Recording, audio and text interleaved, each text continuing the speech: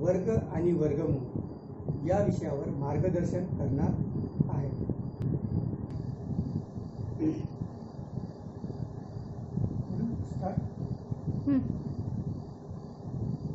तर आज आपण वर्ग आणि वर्गमूळ याविषयी थोडं जाणून घेऊया.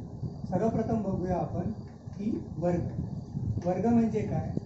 कोणत्याही संख्येने त्याच संख्येला गुणले असता येणाऱ्या गुणाकाराला त्या संख्येचा वर्ग असे म्हणतात. समजा दोन एक संख्या आहे, त्याच संख्येला गुणलं, 2लाच गुणलं तर जी संख्या येते त्या संख्येला आपण 2चा वर्ग म्हणतो. म्हणजे 2चा वर्ग किती होईल? 4. पुन्हा रिपीट करतोय.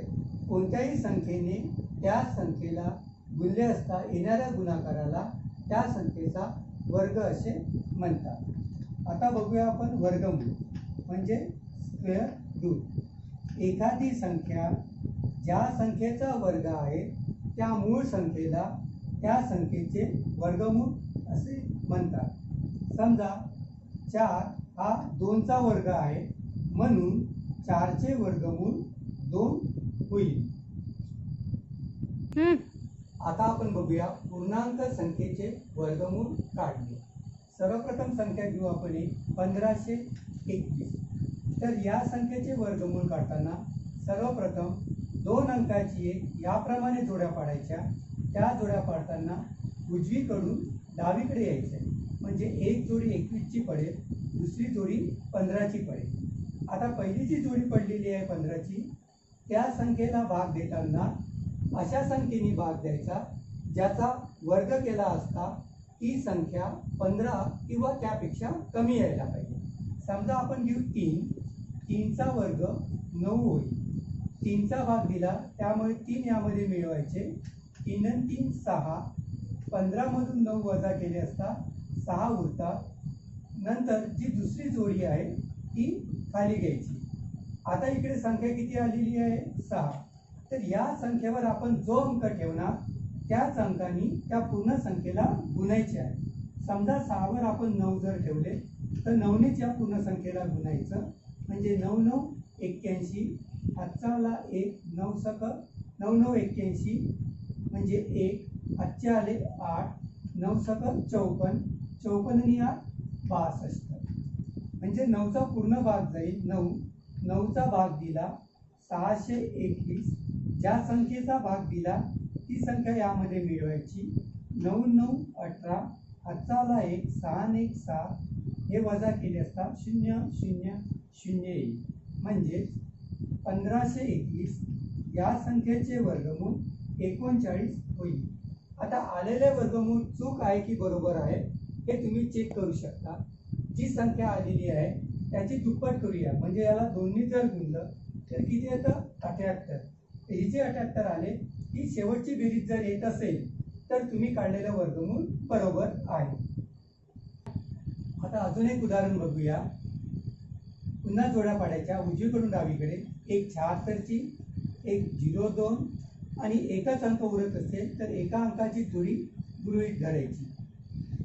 आता पहिली जोडी 3 आहे. समजा आपण 2 संख्या घेतली तर 2चा वर्ग किती होईल? 4. त्याच्यामुळे याला भाग देता येणार नाही. त्यामुळे 1चा भाग द्यायचा. 1चा वर्ग केला 1 येईल. 1चा भाग दिला त्यामुळे 1 याच्यामध्ये मिळवायचे. 1 आणि 1 2 होईल. 3 मधून 1 गेला 2 उरेल. दुसरी जोडी खाली घेऊया 0 2. म्हणजे पूर्ण संख्या ही 202. आता या संख्येला भाग द्यायच्या वेळेस हे जे 2 आहे या 2 वर आपल्याला एक अंक ठेवायचा आहे. समजा आपण 7 ठेवला तर 7नेच त्या पूर्ण संख्येला गुणायचं. 60साठी 49. हातचे आले 4. 7 दुनी 14. 14 आणि 4 18. म्हणजे कितीचा भाग जाईल? 7चा. 7चा भाग दिला 1 8 9. 7चा भाग दिला त्यामुळे 7 याच्यामध्ये मिळवायचे. 7 आणि 7 14 4. हातचा 1 2 आणि 3. 202 मधून 189 वजा करूया. 12 मधून 9 गेले 3 उरले. हातचा 1 वापस. 10 मधून 9 गेला 1 उरला. हातचा 1 वापस. 2 मधून 2 गेले 0. आता शेवटची जोडी खाली घेऊया. म्हणजे किती? 76. आता आपल्याला 1376 या संख्येला भाग द्यायचा आहे. ऑलरेडी इथे किती आलेला आहे, 34 आलेला आहे। या 34 वर आपण जो अंक ठेवणार त्याच अंकाने याला गुणायचं आहे। पुन्हा लक्षात घ्या, बेरीज 34 आलेली आहे, 34 वर आपण 4 ठेवलं, त्यामुळे 4नेच त्या पूर्ण संख्येला गुणायचं। 4 चौक 16 हातचा आला 1, 4 चौक 16 आणि 17 शी 7 हातचा आला 1, 4 त्रिक 12 आणि 13 12। आता पुन्हा कितीचा भाग जातोय, 4चा। 4चा भाग दिला 1376, 4चा भाग दिला, त्यामुळे 4 याच्यामध्ये मिळवायचे 8 4 3 मायनस 0 0 0 0 म्हणजे 302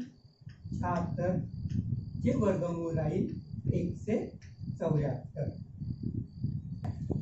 आता आपण दशांश अपूर्णांकाचे वर्गमूळ काढले।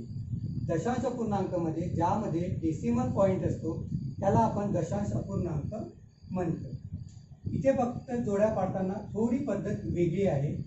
ती कशा पद्धतीची आहे, आता या दशांश अपूर्णांकामध्ये 10 हा पूर्णांक आहे आणि 0.6276 हा अपूर्णांक आहे। तर याच्या जोड्या पाडताना हा जो डेसिमल पॉइंट आहे इथे मी एक रेष देतो, तर पूर्णांकातल्या जोड्या पाडताना उजवीकडून डावीकडे जायचं आणि दशांश अपूर्णांकाच्या जोड्या पाडताना डावीकडून उजवीकडे जायचं। त्या दोन्ही ॲरोकडे बघा, डेसिमल पॉइंट म्हणजे रेष, पूर्णांकात जो अंक आहे त्याच्या जोड्या पाडताना तुम्हाला उजवीकडून डावीकडे यायचं आहे। 0.62 याच्या जोड्या पाडताना डावीकडून उजवीकडे जायचं आहे। तर आता जोड्या पाडूया। मग एक जोडी कितीची होईल, 10ची। आता इकडून इकडे जायचं आहे, दुसरी 62, तिसरी 76। आता बाकी पूर्णांक दशांश पूर्णांकाचं वर्गमूळ काढताना आपण जे बघितलं सेम प्रोसिजर इथे फॉलो करायची आहे। पहिला भाग कितीचा देणार आपण, 3चा, त्याचा वर्ग करायचा आहे, 3 3 9, 3चा भाग दिला त्यामुळे 3 याच्यामध्ये मिळवले 6 मायनस 10 मधून 9 गेले 1 उरला। त्याच्यानंतर आपल्याला दुसरी जोडी खाली घ्यायची आहे 62। आता इथे दुसरी गोष्ट लक्षात ठेवायची आहे, पहिली सांगितली होती दशांश अपूर्णांकाचा वर्गमूळ काढताना जोड्या पाडताना, दुसरी जी आहे आणि दुसरी म्हटलं तर आपण जी जोडी खाली घेतलेली आहे ती दशांश अपूर्णांकाच्या नंतरची जोडी खाली घेतलेली आहे, त्याच वेळेस ते दशांश चिन्ह वर देईल। पुन्हा रिपीट करतोय, पूर्णांकाचं वर्गमूळ काढणे आणि दशांश अपूर्णांकाचं वर्गमूळ काढणे, फक्त यामध्ये दोन गोष्टीचा फरक आहे की दशांश अपूर्णांकाचं वर्गमूळ काढताना जोड्या पाडताना डेसिमल पॉइंट जो आहे तर पूर्णांकात जी संख्या आहे त्याच्या जोड्या पाडताना उजवीकडून डावीकडे येणे आणि 0.62 याच्या जोड्या पाडताना डावीकडून उजवीकडे जाणे। दुसरी महत्त्वाची गोष्ट, दशांश चिन्हानंतरची जोडी जर आपण खाली घेतली त्याच वेळेस ते दशांश चिन्ह वर देते। आता इथे आपण आपले काय आलेले 6, समजा या 6 वर आपण 2 ठेवूया, 2 ठेवले तर 2नीच त्याला गुणणार, 2 दुनी 4 sin दुनी 12। जर 3 घेतले तर भागाकार मोठा होईल, त्यामुळे 2चा भाग देऊ, 2 म्हणजे किती येईल, 124।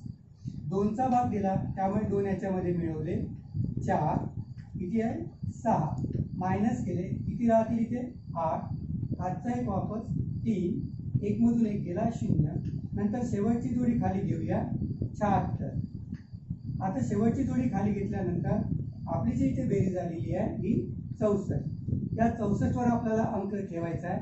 समजा मी आपण याच्यावर 6 ठेवला तर 6नेच याला गुणणार, 6 6 36 3, 6 चौक 24 आणि 3 27 7, हातच्याले 2, 6 6 36 आणि 2 38, म्हणजे कितीचा भाग गेला 6चा भाग दिला त्यामुळे 6 याच्यामध्ये मिळवायचे आणि भाग किती 38 76, 6 6 12, 4 ने 5 6 मायनस 0 0 0 0 म्हणजेच 10.6276 याचे वर्गमूळ राहील 3.26। धन्यवाद।